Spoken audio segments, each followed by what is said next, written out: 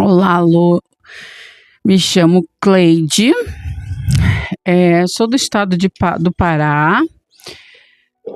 Deixa eu ver aqui, gente, certinho. Eu esqueci até a chave do meu carro aqui. A história fala sobre dois primos, gente. E um amor não correspondido. Não correspondido, um amor proibido. Sou do estado do Pará, me chamo Cleide. O meu primo, que aqui irei citar como Ricardo, enfim, somos poucas diferenças de idade, sabe? Mas desde a adolescência, quero citar aqui que hoje estou com 30 e poucos anos. E ele também. Temos aí uma diferença de 3 anos, mais ou menos, tá? Espero que entendam e que não julguem o meu relato. Bom, se houver nomes, como eu já havia dito em cima, já estarão trocados, mas sei que não haverá muitos, pois irei citar mais sobre mim e Ricardo mesmo. Como eu disse em cima, um amor de primos proibidos. Éramos adolescentes ainda, por volta de 16, 18, 19 anos, por assim. A gente começou a perceber que o nosso vínculo não era apenas um vínculo familiar. Não era só aquele vínculo de primos, sabe? Tinha algo mais. A gente sentia que tinha algo mais. Nós sentíamos que, além do nosso vínculo familiar, havia algo que ia além do que se tratava ser familiar. Era um vínculo ainda maior. O que sentíamos não era apenas amor de primos, e sim amor, um sentimento verdadeiro de amor entre homem e mulher. Claro, na época éramos adolescentes. Deixa eu tentar baixar um pouco o microfone, gente. Espero que não dê barulho aí para vocês. Deixa eu alinhar um pouco a câmera também, que está um pouquinho torta. Não ajudou muita coisa, mas tudo bem. Lu, enfim, como disse, né? Quando éramos adolescentes,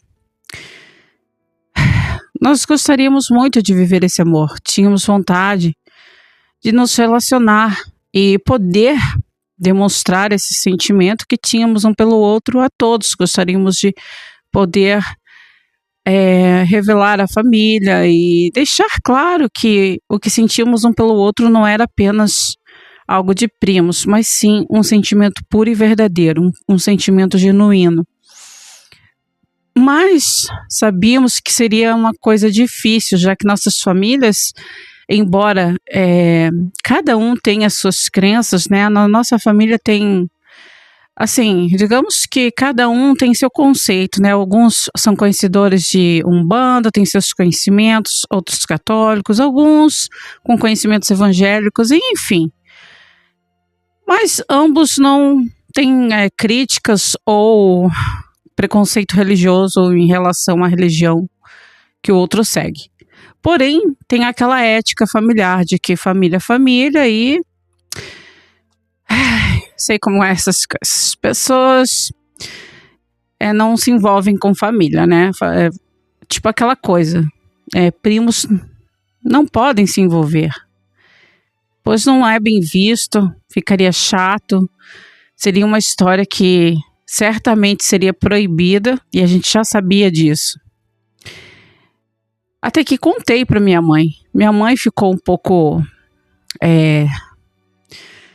assim, assustada na hora, ficou um pouco sem atitude, sem reação, ficou quieta por um tempo, demorou-me a me falar algo, até que quando falou, ela soltou para mim: você sabe que isso não pode acontecer, né? Você sabe que isso não pode continuar, vocês têm que parar.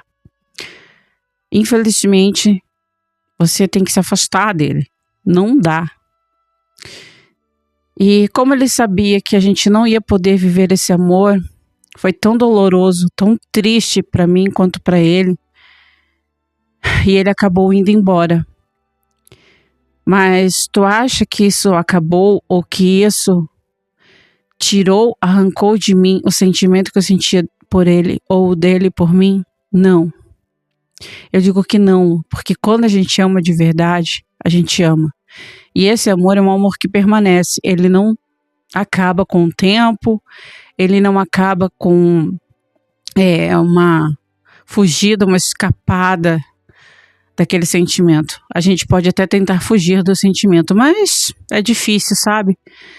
Enfim, sabendo já, né, da nossa situação e de que não teríamos como levar isso adiante, ele foi embora para outra cidade, seguindo assim sua vida e eu a minha. Ele casou-se, porém não teve filhos até hoje. Eu, por outro lado, acabei me casando com um homem um pouco mais velho do que eu. Claro que isso não interfere ou isso significa que eu não possa, né? É apenas só para deixar aqui bem frisado essa parte. Então, eu achei que, por conhecer uma pessoa, assim, um pouco mais velha do que eu, seria uma pessoa que teria mais maturidade e que, de repente, talvez eu pudesse vir a amá-lo com o tempo. Mas, infelizmente, não foi o que aconteceu. Passou-se anos, sabe? Passou-se bastante anos. Bom, deixa eu voltar um pouco aqui no tempo, pois tem uma parte que é importante que eu preciso frisar. Que quando eu conheci esse homem, eu já estava grávida da nossa primeira filha. Pois é, infelizmente a gente se conheceu e logo já juntamos os panos, né, como se diz por aí. E eu estava grávida. Aí nasceu nossa primeira filha. Não vou dar nomes aos meus filhos porque eu acho que não precisa, sabe? Até porque eu tenho medo de que isso, de repente, chegue a pessoas conhecidas e acabe descobrindo de quem de quem sou. Enfim, acho que você entende. Enfim, tive minha primeira filha logo, alguns anos depois, uns 5 anos por aí assim, tive o nosso primeiro filho homem. E mais alguns anos depois, tive outro menino. Não vou citar os nomes dele, como disse anteriormente. Porém, temos 3 filhos, com uma boa diferença de idade entre cada, mas temos 3 filhos. O que são o motivo da minha alegria e o motivo que me faz querer permanecer de pé e buscar por uma vida melhor, ser feliz e tentar manter ali uma família constituída naquilo que se julga a mãe, o pai e os filhos, aquela família perfeita aos olhos dos outros. Pois é assim que as pessoas normalmente julgam ou procuram ver, mas não é bem assim, não é realidade. Devo ressaltar aqui que o amor que eu sentia pelo meu primo nunca morreu. Sempre esteve ali presente, sabe? Sempre lembrava dele e pensava qual seria a minha reação o dia que eu o visse. Bom, passado muitos anos, ele voltou, ficou um tempo na casa de sua mãe, pois ele também já havia casado, enfim, e ali acabou separando e vindo para casa da mãe dele, passando uns tempos por ali e nos reencontramos. Lu, parecíamos 2 adolescentes. Meu coração palpitava, parecia que ia saltar pela boca. Eu sentia aquele mesmo sentimento lá da adolescência. Eu sabia que aquele amor não tinha morrido. Porém, eu não sabia como ele estava, né? Não sabia dos seus sentimentos, pois a gente não conversava. A gente cortou totalmente conversas, laços, e era como se tivéssemos ali dois desconhecidos debaixo do mesmo teto. Isso, quero dizer que era na casa da minha tia, quando eu o reencontrei. Enfim, ficamos em silêncio por um bom tempo. Foi aquele oi meio que seco de ambas as partes, porém, como eu falei antes, eu já estava com o coração quase saindo pela boca. Percebi uma certa inquietação nele e ele também demonstrou assim estar um pouco nervoso, um pouco ansioso, mas eu achei que poderia ser pelo término do seu casamento, já que este tinha acabado de separar, né? Mas trocamos ali um pouco de conversa, jogamos um pouco de conversa fora e tal, até que trocamos de números de telefone e resolvemos nos falar. Até que em uma dessas conversas rolou o papo, o assunto. Aquele assunto lá do passado, sabe? Aquele amor que não tinha morrido. Nem pra mim e nem pra ele. Ai, desculpa, gente. Ai, que aqui tá muito frio na minha cidade, tá? Nossa. Bom, sem ficar falando de mim, falar do relato, né? Enfim. Nessas trocas de mensagem resolvemos nos encontrar e conversar melhor sobre a gente, sabe?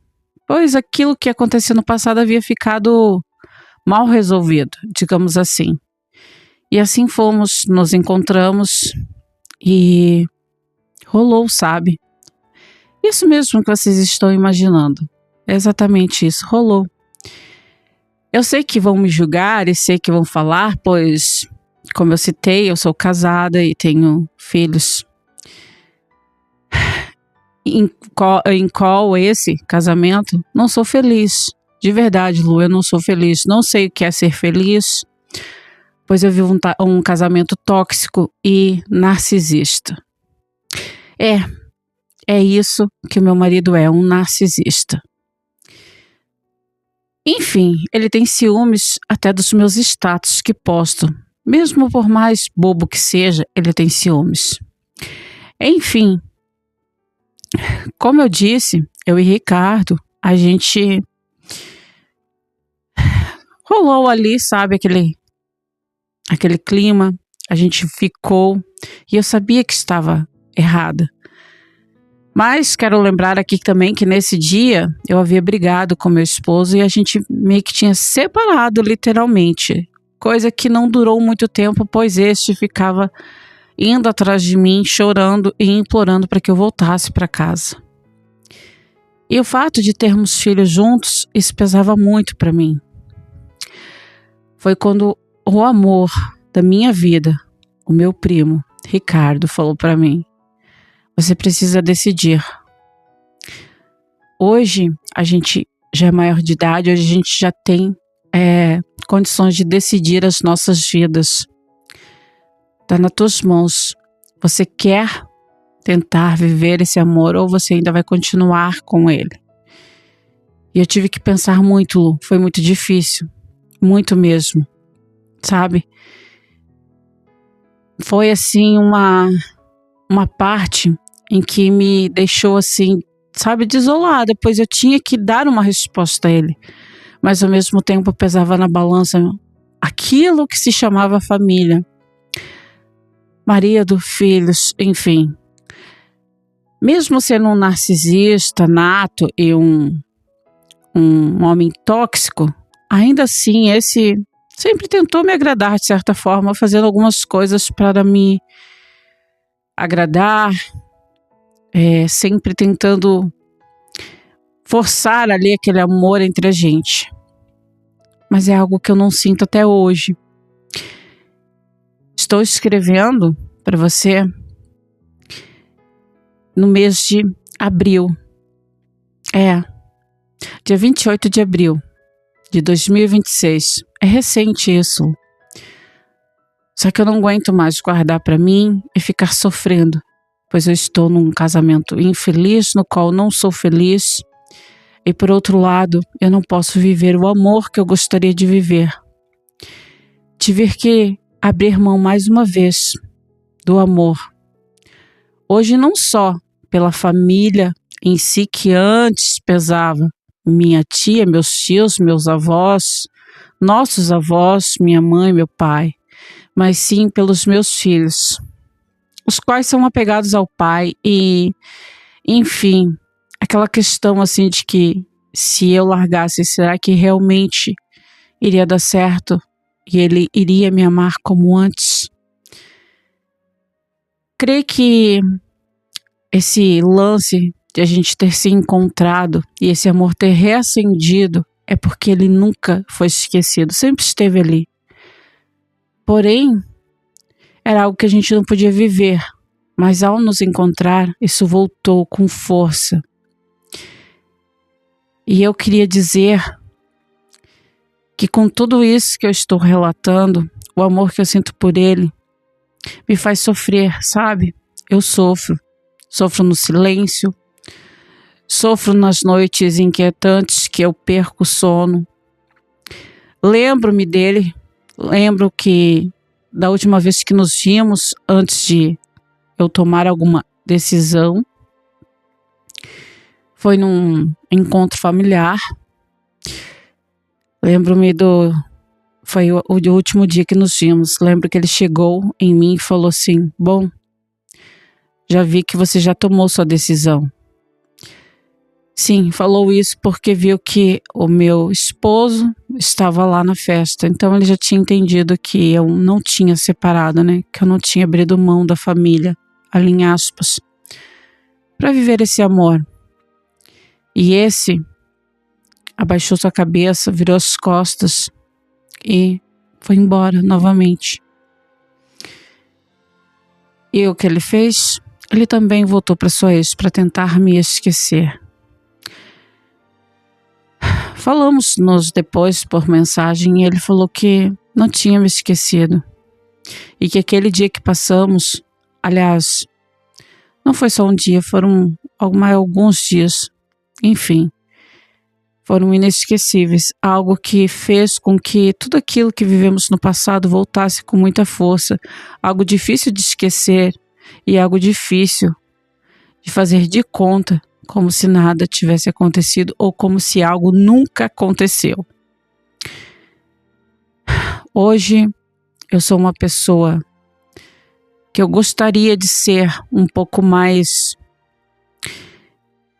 Eu queria, assim, e me entregar mais, sabe? Poder sentir a verdadeira felicidade e poder dizer que hoje eu sei o que é ser feliz, mas eu não posso, eu não tenho, eu não sinto isso. Me tornei uma pessoa vazia, uma pessoa que me sinto perdida, sabe? Numa relação da qual eu não consigo ter o mesmo sentimento e retribuir com a mesma proporção da qual recebo. Como eu disse, talvez por isso esse casamento tenha se tornado tóxico. Não sei, porque eu tentei fazer dar certo, juro que tentei. Mas não consegui, não foi possível. O narcisismo do meu esposo sempre acaba, sabe, me botando numa posição de que me faz lembrar que eu deixei de viver o amor da minha vida para continuar vivendo nessa vida tóxica que é o meu casamento hoje. Eu sinto carência, sabe? Mas não é de presença, é carência de amor, é de se sentir amada. Aí você vai perguntar: ué, mas teu marido não te ama? Lu, se ele me ama, eu não sei, porque eu acho que uma pessoa que ama de verdade não se torna tóxica ou narcisista por si. Ele hoje dá flor, amanhã ele dá um tapa, literalmente. Isso não é amor. Quem ama, cuida. Cuida com carinho e com zelo. Eu não tenho isso. Isso faz com que eu sofra, sabe? Ai, gente, minha garganta seca, eu devia ter pegado uma água, desculpa, gente.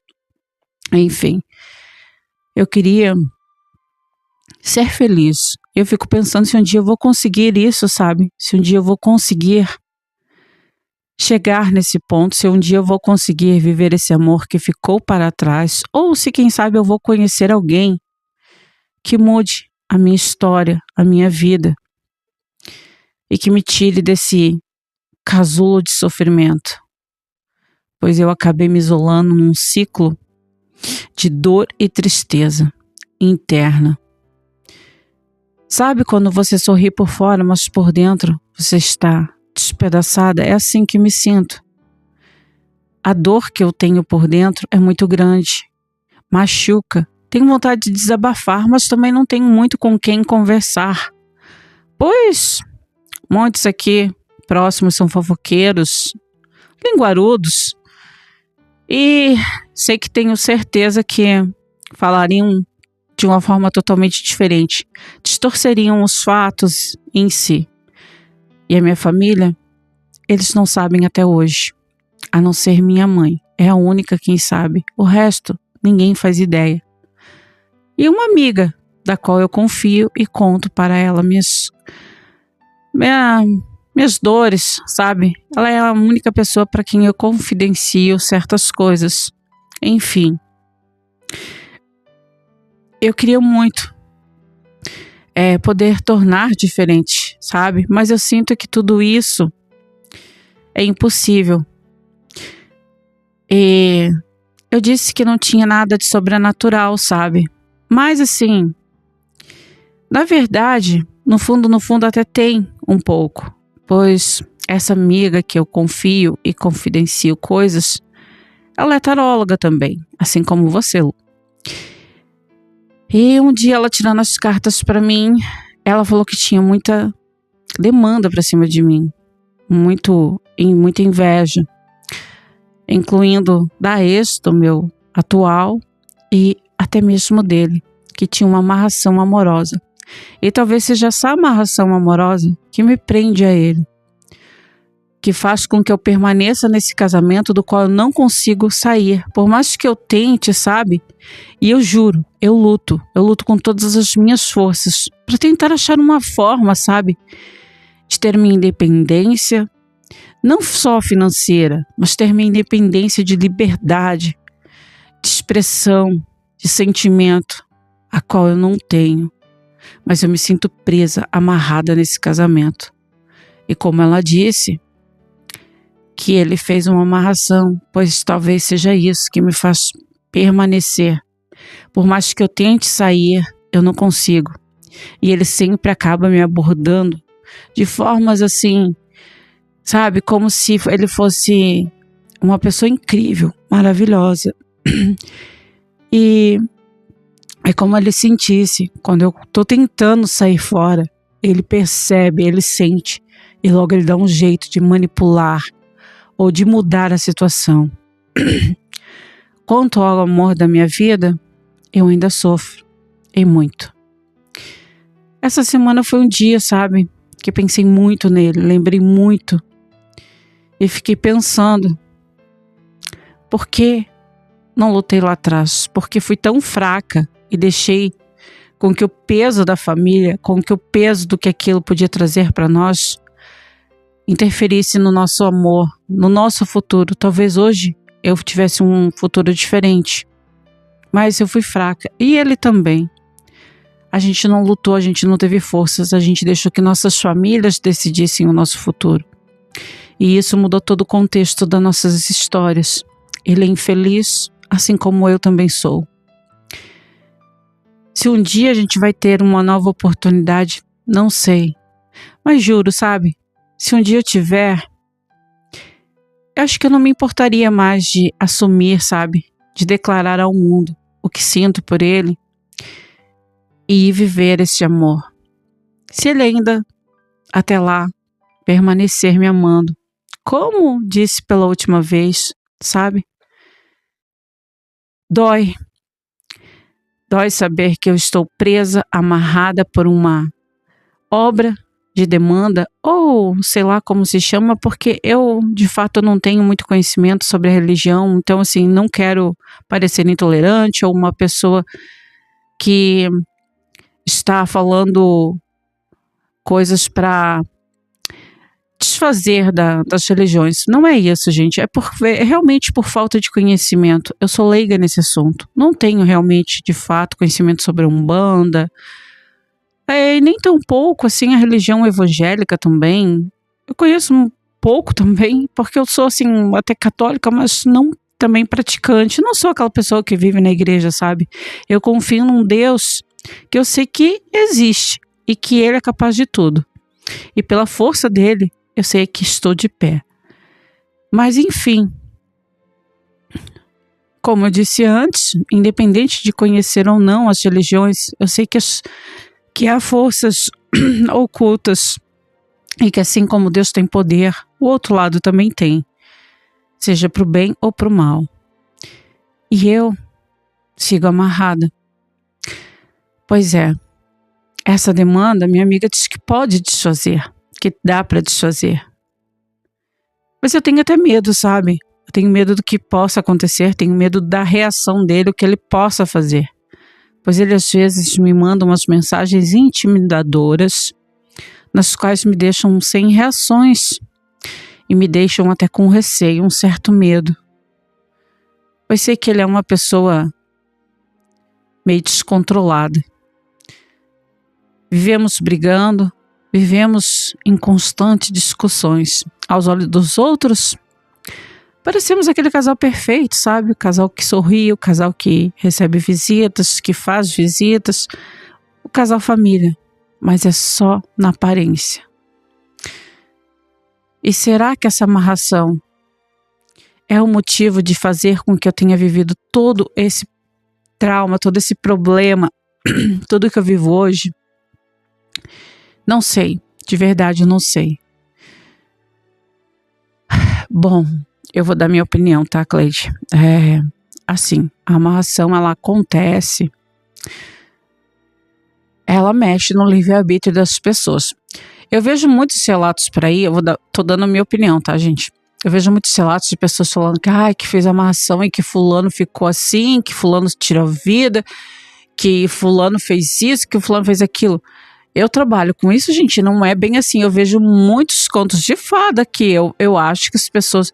Não sei se é pra fazer um relato assim acontecer, tipo, nossa, que relato. Ou a pessoa que faz esses trabalhos não saiba fazer. Porque se um trabalho bem feito, ele não tem esse efeito aí não, de fazer com que outra pessoa chegue ao ponto de se matar. Até porque assim, a pessoa que realmente faz um trabalho verdadeiro, com ética, antes de mais nada, ela vai tentar saber se existe algum sentimento. Então assim, se ele fez essa amarração pra você, é porque tinha algum sentimentozinho no fundo do coração, lá ainda tinha alguma coisa entre vocês dois, né? Um sentimento. E para conseguir fazer a amarração, vocês precisavam ter ficado juntos. Provavelmente, assim que vocês ficaram, ele já deve ter iniciado, né? E deve reforçar essa amarração aí. E sim, a amarração prende. Mesmo que você não tenha mais sentimentos pela pessoa, depois de um tempo você acaba preso a ela. Mesmo sem sentimentos, você pode até querer sair, mas você não consegue porque você está amarrado àquela pessoa. Só que, no caso, ali o que dá para entender é que ele é narcisista e não você. Então assim, essa amarração não te tornou essa pessoa como muitos falam por aí. Gente, tem que prestar muita atenção, porque assim, essas histórias de amarração que o povo conta muito aí, porque fizeram amarração amorosa e fulano depois acabou tirando a vida, ou sei lá o quê. Para chegar nesse ponto, tem que ter muita demanda em cima, ou tem que ser um acúmulo de demandas e de amarrações, adoçamentos, e etc, etc, e lá se vai, sabe?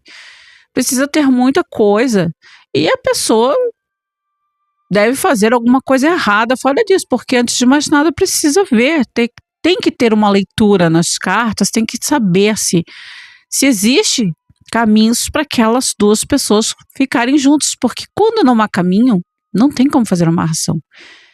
Eu não trabalho dessa forma, então assim, eu vejo muitos comentários que não condiz com a religião. Eu sou um pouco bandista que bandista, então assim, eu tô nas duas áreas, e gente, não faz sentido isso, sabe?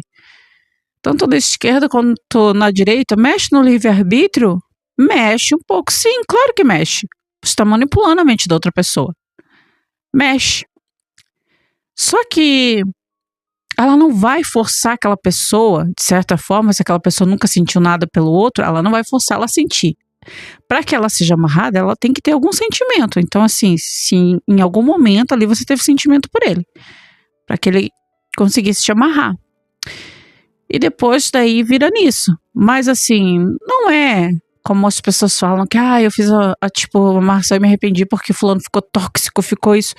Aqui é o contrário, aqui a gente vê que o tóxico e o narcisista é ele, não ela. Então assim, ela é uma pessoa que sofre. Ela não tem uma vida própria, literalmente, porque ela está presa a uma amarração.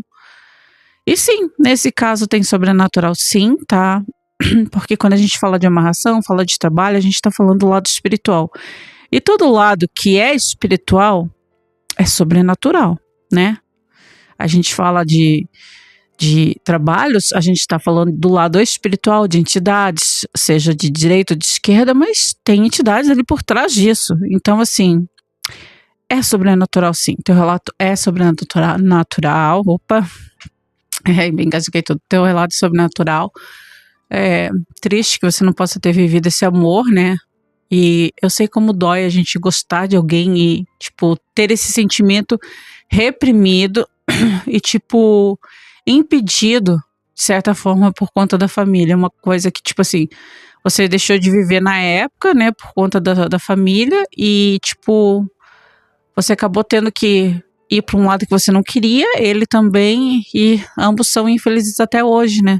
Isso é triste, porque é tão doloroso, tão triste você gostar de alguém e não ter o amor dessa pessoa correspondido, ou ter o amor correspondido e não poder viver esse amor, é muito triste.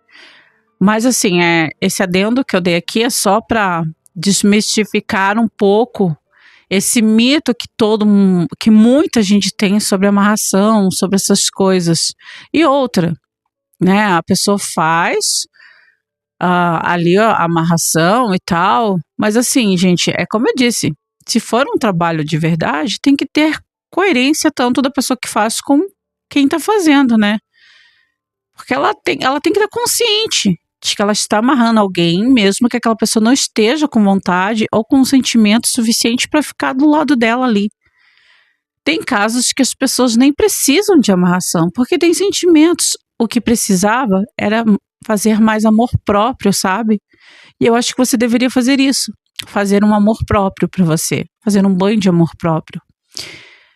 Gente, um banho de amor próprio é para você se amar, para você se sentir melhor, para você se libertar um pouco dessa tristeza, desse vazio, sabe? É você ver que você está ali, que você está viva, que você está bem, que você precisa se amar primeiro antes de mais nada. Enfim, de repente um dia eu faço um vídeo curtinho ensinando um banho de amor próprio, um banho de limpeza. Se vocês quiserem, vocês deixam nos comentários. Se vocês quiserem que eu faça esse vídeo, eu posso fazer ensinando o amor próprio, como também um banho de limpeza, tá? Não vou ensinar outros tipos de coisas porque não é bom, não. Tem gente que sai por aí catando coisas na internet, sai fazendo qualquer tipo de coisa e daí depois dá aquela cagada lá na frente, daí joga a culpa às vezes lá na mãe de santo, no pai de santo, ou às vezes a pessoa mesmo que faz sem saber ou sem ter conhecimento algum, porque para isso tem que ter conhecimento. Então é isso, gente. Se vocês quiserem que eu traga banho de amor próprio e banho de limpeza, de purificação, caso você esteja se sentindo mal, coisa do tipo, deixe nos comentários, tá? E sobre a nossa amiga, peço que tenham um certo cuidado, tá? Respeito em comentar sobre esse relato dela. Foi um desabafo, tá? Enfim, eu espero que ela um dia consiga ser feliz, seja com o primo ou mesmo que seja com outra pessoa, né? Que ela consiga ser feliz, que ela consiga conhecer a felicidade. É isso, então. Um beijo, Cleide, para você, meu amor. Um beijo pro Pará. Um beijo a todos os meus inscritos. Gente, mais um recadinho. Se vocês estão gostando dos conteúdos, compartilhe com seus amigos. Não esqueçam de deixar o like, porque cada vez que vocês assistirem o vídeo e deixar seu like para mim lá, o seu joinha, isso ajuda bastante e faz com que eu consiga trazer mais conteúdos. O canal crescendo, eu consigo ter mais conteúdos para dividir também, porque daqui a pouco acaba os relatos e eu não tenho mais relatos para contar. Então, assim, quanto mais inscrito eu tiver, mais relatos terão para contar. E de repente, quem sabe eu consiga até contar mais relatos num dia, né? Postar mais de um relato. Então, eu conto com vocês. Me dê essa força, esse apoio vai me ajudar muito, tá? E mais uma vez, beijo pro Pará, beijo pro Brasil todo, para todos os meus inscritos e fiquem com Deus. Até a próxima!